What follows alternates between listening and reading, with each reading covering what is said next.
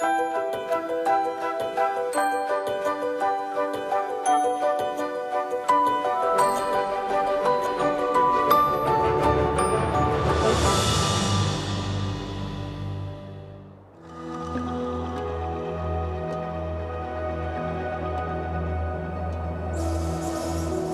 un département né de la rencontre de la terre et de deux fleuves, le Lot et la Garonne.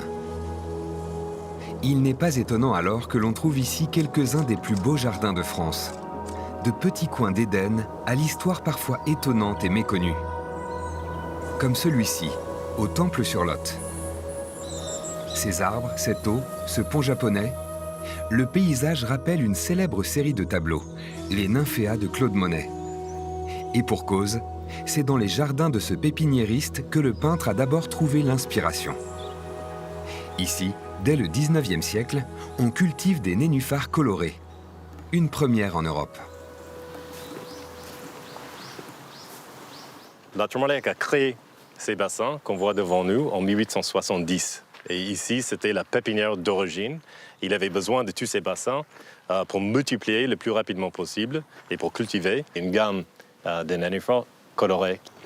Robert Sheldon, l'actuel propriétaire des lieux, veille sur 13 variétés de nymphéas. Créés ici, au Temple-sur-Lot, ils sont vendus dès le XXe siècle dans le monde entier. Si on va en Chine, en Allemagne, au Japon, aux États-Unis, les nénuphars portent toujours les noms français. Tout le monde sait que la tulipe est néerlandaise, mais très peu de personnes savent que le nénuphar, en fait, c'est français. C'est en fait lot-et-garonnais. C'est donc ici que naît la passion de Claude Monet pour les nénuphars. Il en achète des centaines pour son domaine de Giverny en Normandie. Ici, nous avons la première facture de Claude Monet. Donc, il a passé commande pour la première fois ici à Tourmalet en 1894. On voit qu'il a commandé beaucoup de plantes aquatiques parce qu'il venait juste de créer son jardin d'eau à Giverny. Ça veut dire qu'il n'y avait rien dedans. À une cinquantaine de kilomètres plus au sud, à Nérac, un autre jardin du Lot-et-Garonne possède une histoire étonnante, presque légendaire. Dans ses allées, une histoire d'amour tumultueuse a uni une certaine Fleurette et Henri de Navarre, le futur roi Henri IV. Il lui aurait donné rendez-vous un soir de bal à la cour, ici dans cette garenne, dans ce parc. Et que malheureusement, le bal aidant, la musique, le vin au château, il aurait oublié notre petite Fleurette qui, folle de désespoir, se serait noyée dans les eaux de la rivière Béise. Elle était jeune, Fleurette? Alors Fleurette était jeune, elle avait 16 ans et Henri en avait 19. C'était vraiment un petit couple d'amoureux. Oui, ça n'a duré qu'un jour. Qui n'a duré qu'un jour. Ouais. Et la légende dure pour toujours.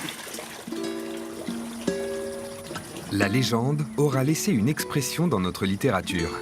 Conter Fleurette. Et même flirter en anglais. De quoi rendre fiers ces habitants de Nérac qui redécouvrent l'histoire de leur département. On ne connaît jamais suffisamment l'histoire de notre région. Hein, et on va chercher bien loin des fois des leçons d'histoire alors qu'on en a à côté, à portée de main. Un peu plus au nord du département, à Duras, un autre couple d'amoureux badine dans un jardin autour des arbres fruitiers. Mais pour Vincent et son épouse, l'histoire s'est bien terminée. Là, Voilà. là, Ah ben oui, regarde les poires. les petites poires de la Saint-Jean. Il y en a plein qui sont tombés, mais il en reste encore. La nature est généreuse, hein. C'est ça.